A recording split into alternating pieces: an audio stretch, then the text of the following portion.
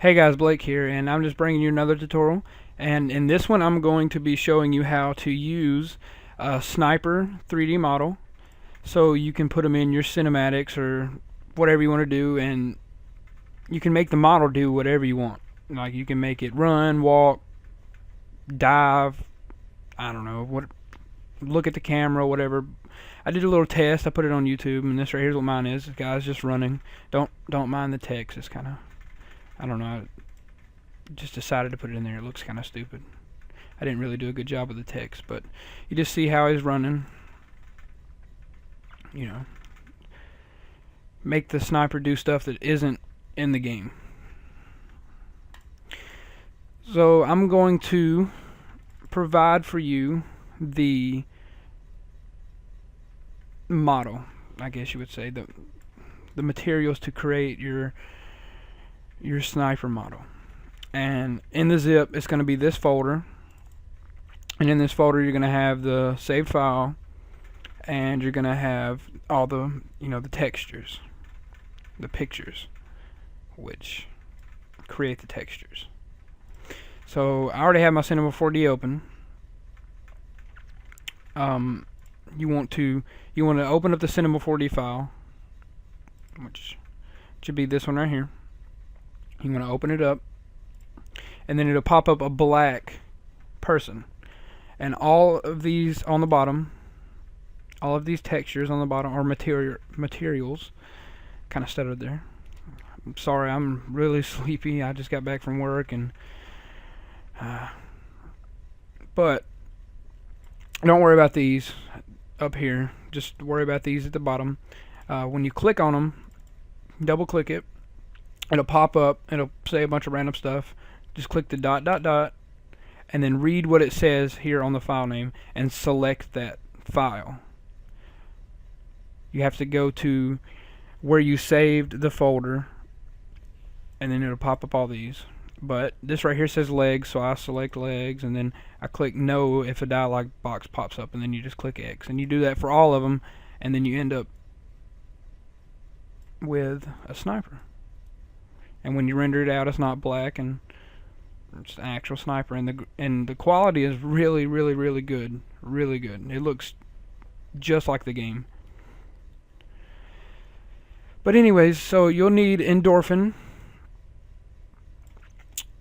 The Endorphin, it has presets, I guess you would say, so that way you can, make your sniper walk, run, dive, say hello, whatever the hell you want to do.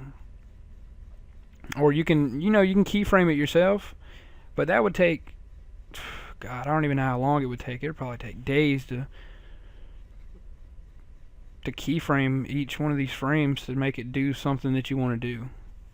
I mean, it wouldn't take much to keyframe, like his head turning and basic stuff like that, like his arm raising, and but to actually make him run and look legit when he runs, I mean, it would take days to keyframe them all out. But anyways, after you get your sniper ready, you want to open up your Endorphin, and then you just want to click this character 1, and you just want to delete that. That's all. You just want to delete it. Then you want to go up here to this little face, and it's add character. So you want to click that. Now here, you have to make a choice between these three right here.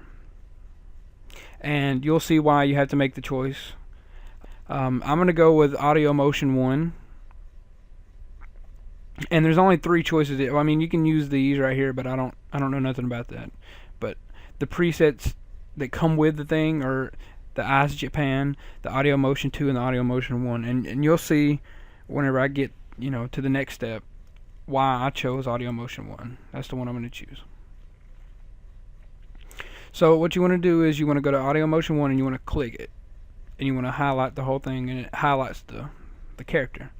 You want to go to File, Import, and then you want to go to your C drive.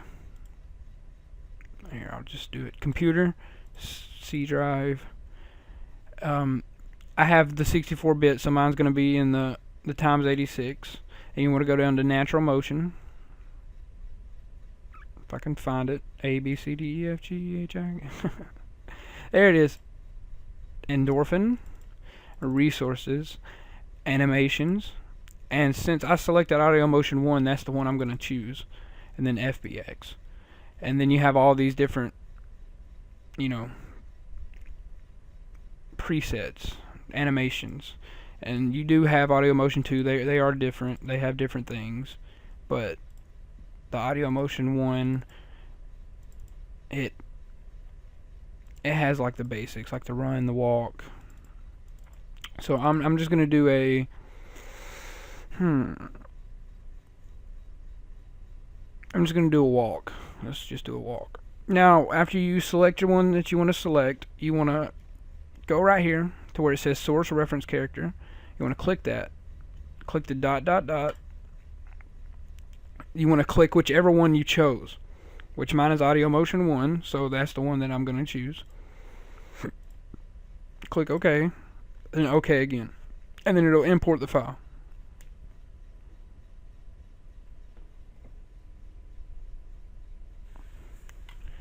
And then you'll see your track here is now full, and it, with the preset animation.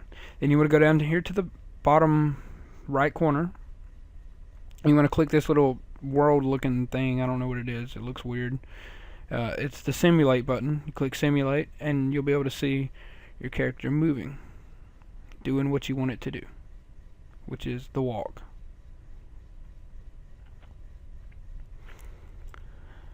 So I'm going to pause this and let's bring it back. And what you're going to see in Cinema 4D is this right here. This right here is what you're going to see, and that's what you want. So once you figure out, if you want to do another one, you can just delete this, add character, and repeat the steps that I had showed you.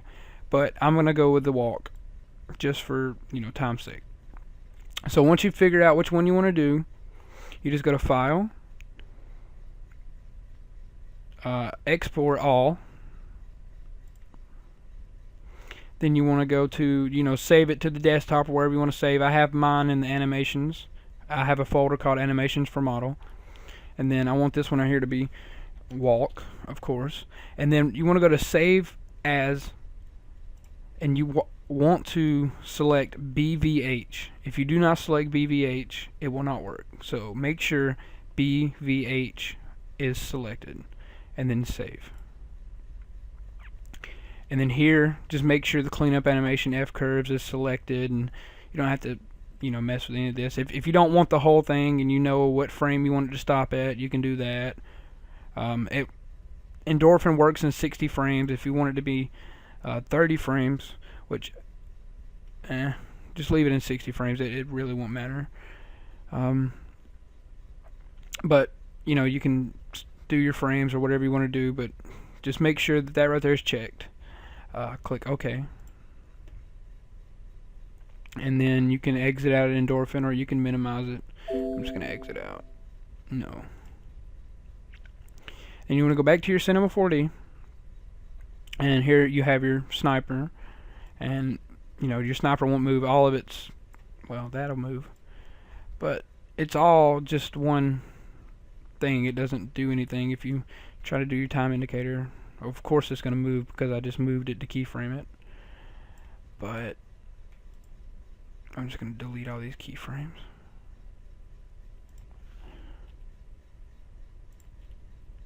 Alright, it shouldn't move now. Yep. Anyways, go to the 0 frame, and then you want to go to File, Merge, and you want to find whatever you named it as your preset. Mine's in the animation, and walk. And then don't mess with this. Well, it should say 10 automatically, 10 centimeters. That's what you want it to be. Just keep it like that if it already pops up. If not, make sure you change it to 10 centimeters. Click OK. And then it'll pop up the skeleton here, and you'll see it up here. And what you want to do is you want to take your skeleton and you want to move it into the body. Make sure you're on frame 0. Make sure, because if not, you'll have to redo all of this. So I'm just going to move mine into my body now. And it don't have to be perfect, but you want it to be pretty exact.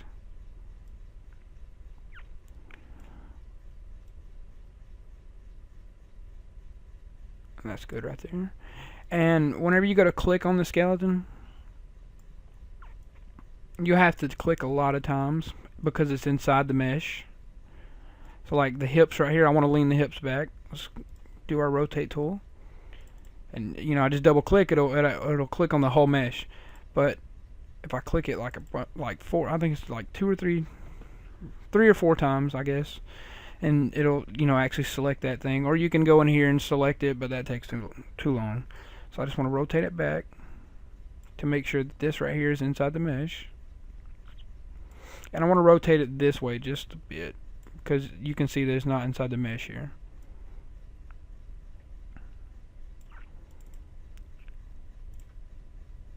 Double click this, or whatever you want to call it, and let's rotate it this way just a bit. Put it inside the foot, and let's rotate it back just a bit. That's good. It looks like, nope, too far. Rotate it forward some.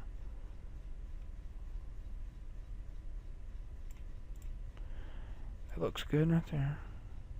Maybe. No. What am I doing?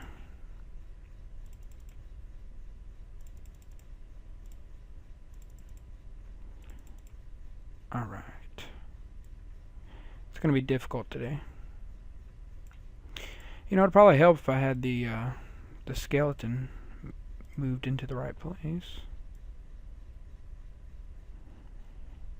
Just line it up.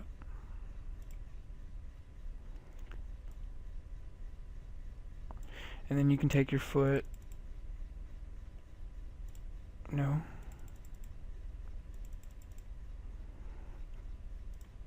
And you can rotate it. That'll work. It don't have to be perfect. You can get yours perfect, but I'm not. I'm gonna get it as perfect as I can.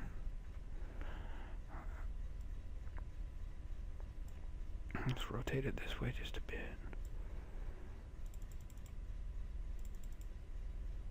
And back just a bit. Over this way just a bit. And that looks pretty good. Well, I probably could move the skeleton up just a bit. Yeah, that looks much better. Okay, and then we want to take this rotate tool, rotate it this way and down, and back this way a little bit, and elbow. Let's make sure we're doing it right. That looks good. As long as it's in the arm in the right place. Then we want to take this and rotate it down. And let's rotate it this way just a bit. Elbow. Like this. And then we can rotate it down. And that looks good enough. That looks good enough for a tutorial. Okay, so move your skeleton down. You want to take your skeleton and put it inside your mesh, like that, and make them one. And then you want to click skeleton. You want to go to character, skin, and then move your skin inside your mesh. And the skin and the skeleton should be children of the mesh. And now you want to right click, you want to, on the skeleton, you want to select children. That's very crucial part. Make sure you select children. Then you want to hold control and click skin and then click mesh again. All three of them are highlighted. Then you want to go to Character, Commands, Bind, and it binds it all together. And now you can see each frame is keyframed, and that's because of the walk. So now if we zoom out a bit and rotate it down, and then we click play, your character is doing what you want it to do. And it looks slow, but it's really not as slow as you think it is, because it's going to be 30 frames a second or 60 frames a second or whatever your output is. So I mean, it'll be a lot faster than what it shows here, because you can see that's not 30 frames a second. That's like 30 frames every 10 seconds or something. But if you pause this, you know, if you scroll with it, you'll see him moving, and you can render it out. Just click OK. Don't worry about that. It'll say that. Even whenever you do your final render, it'll say that too. Don't worry about it. And when you render it out, you'll see that your character is actually moving.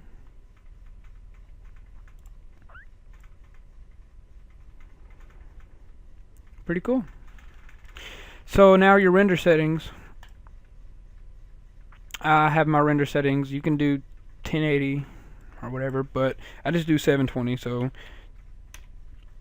wait, 1280 is the width, and then 720 as the height. Then you want to make sure your frame range is on all frames, and you can slide this up to make it how many ever frames you want.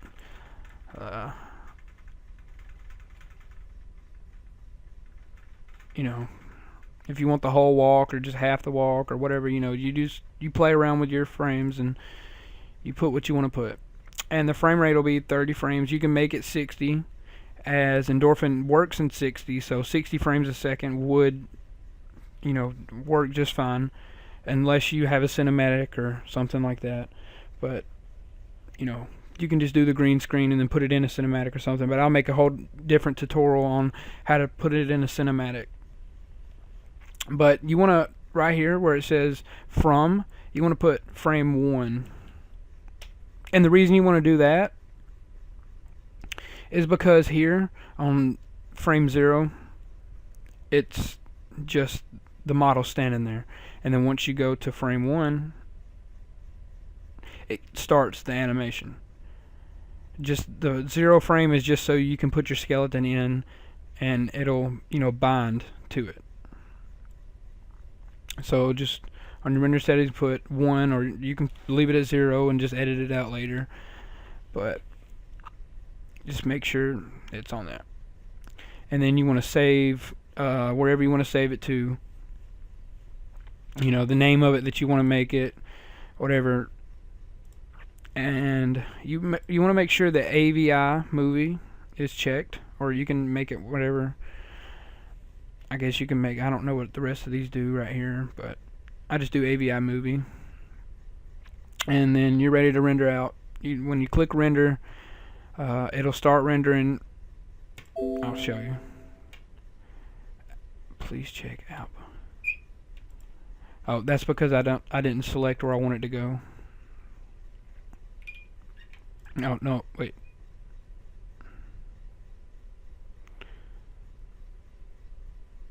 Huh. Output path. Oh, output path, yeah. Just make sure you select your desktop or whatever, and then when you go to, you know, render it out, it'll pop up that little box right here. Just click OK, and it'll render out, you know, what you want to render out. So thank you for watching, and stay tuned for my next tutorial on how to, you know, put it in a cinematic and make it look cooler than just a green screen. Thank you for watching.